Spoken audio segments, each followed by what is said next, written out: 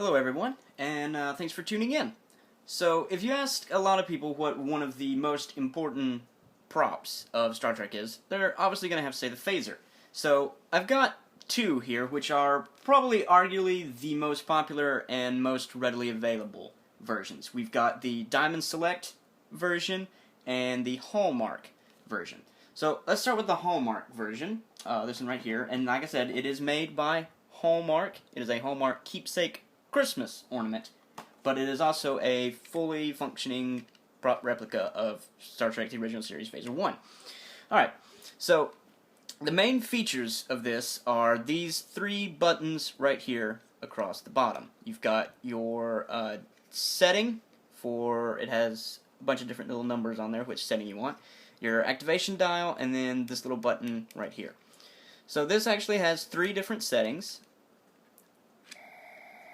I believe that one is the overload. You can correct me if I'm wrong. It's got this one.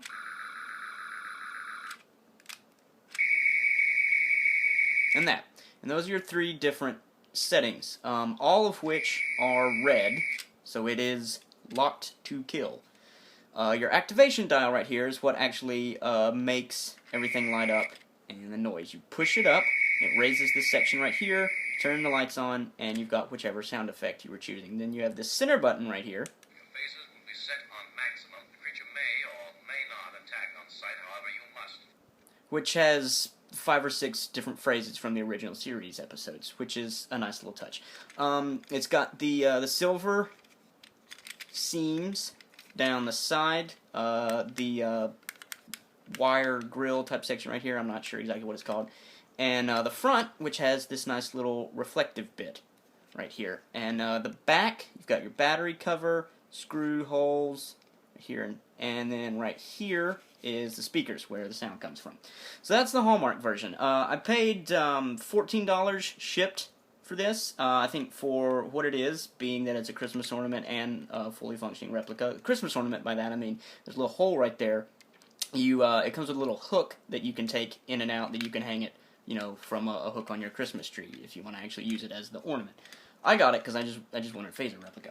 So that is the Hallmark version. Like I said, I got it for $14 shipped. You can find them anywhere from about 10 to 20. I wouldn't pay any over 20 for it. This one is the Diamond Select version, and it's basically the same size. I think it might be a little wider this way than the Hallmark, but as you can tell, they are very, very similar size, and they work very similarly.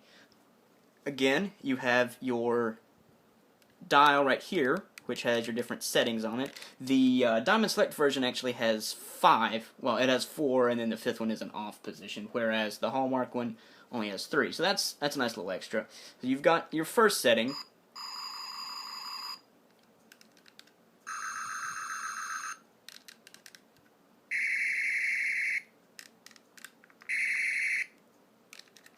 And then off.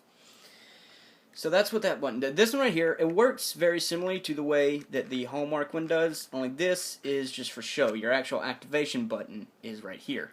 Oh, I had it off, sorry. And again, this one lights up red. That's the only color it will do, so it is also locked to kill. It doesn't have any other button or anything on there like this one does, but it does come with, of course, this, the Phaser 2, which you clip in, and then you have the fully functioning Phaser 2, and it works very similarly. The dial right here, that still works. This is still your adjustment settings, but you push the trigger button right here, and that's what it does. It has a little point that contacts the button on the underside of this. Now the Phaser 2, the body part of it, it has a couple extra features as well. I'll start with this one back here, which is this little knob right here. Now it's got, I don't know if you can tell, but it's got a bunch of different numbers all around it like an actual dial does, even though it only turns one little bit. And what that does, that's your overload setting.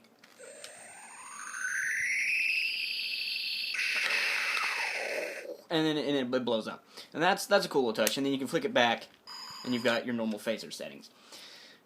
This little pin right here, you pull it out, and that's what clips the Phaser 1 in and on. Right here, This cuts the light off. See, there's no light. Flip it forward, and it lights up. And as you can tell, one of the things I don't like is this little bit right here. Now, I don't know if it's just mine or if they're all like this, but this dial right here, which adjusts the brightness of this nozzle, you can see the light through it. And I mean, that's not that big of a deal. It can be easily remedied with some silver paint, but it would be nice if that just wasn't there. Again, I don't know if that's just mine or if all of them are like that, but I don't particularly like that. I think it looks kind of shoddy. But that's basically all that the Phaser 2 actually adds to the Phaser 1, just those few different things. A lot of people I've heard are kind of iffy on the quality of this. I mean, it's not perfect. It does have some blemishes in the plastic, and I mean, it does obviously have seams and stuff where it's been put together. But it's a $30 toy, and it's a fully functioning phaser. It functions exactly like it does in the show, to the best of my knowledge, with the exception of the fact that there is no stun setting. All of them are set to kill, and you can't change that. And there's obviously probably people that can put a blue LED in there, but that's a little bit beyond me. So if you're just going stock out of the box, they're all set to kill. But for $30, which is, I got it in a 2-pack with the communicator agency, which I'll be reviewing in a bit. For $30, because the whole set was about $60 together, I think it's fantastic. It is one of the best, cheaper on the lower end replicas that I've found of really anything that I didn't have to do any modification to. It looks exactly like it does on the show. I didn't have to paint it. I didn't have to, spray paint the blaze orange tip, that kind of crap.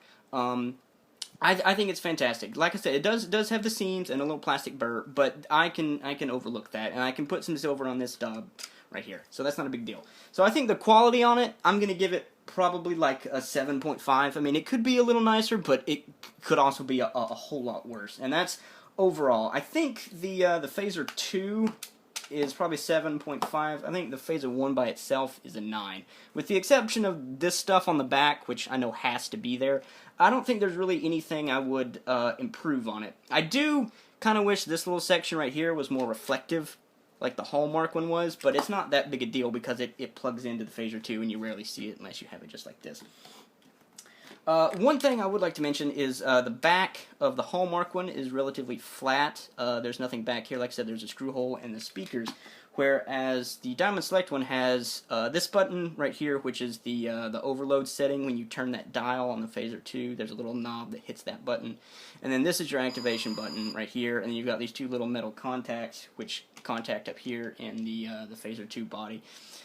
So if you want to, because like personally, I'm gonna make a original series costume, and that's why I got 2 of these. I wanted this one because I can just stick some Velcro on the back of it, some sticky Velcro, and then stick it to my belt without really any problems. Whereas this one's got a lot of stuff on the back, which the Velcro would cover up, and also I don't think you would be able to pop it back into the Phaser 2 if there's Velcro, because as you can tell, there's not really any room right there for the Velcro. So that's mainly what I got this one for, and for what I paid for it and what I'm using for it, I think it's going to be fantastic. My one complaint though is you can hear it rattles. It's this grill section right here, the little activation point.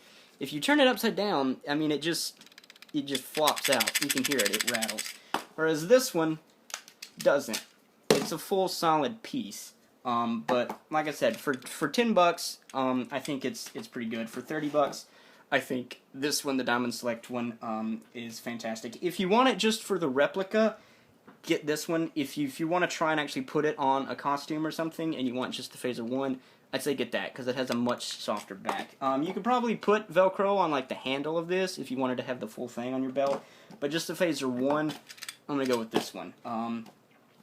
But I think either one of them, you can't really go wrong. I am, with the exception of those few little flaws I mentioned, I'm pretty impressed with both of them. So thanks for tuning in, and I'll see you next time. Look forward for the communicator. This thing is really cool. It's going to be coming up soon. But this has been Fan Addict, and thanks for watching, guys.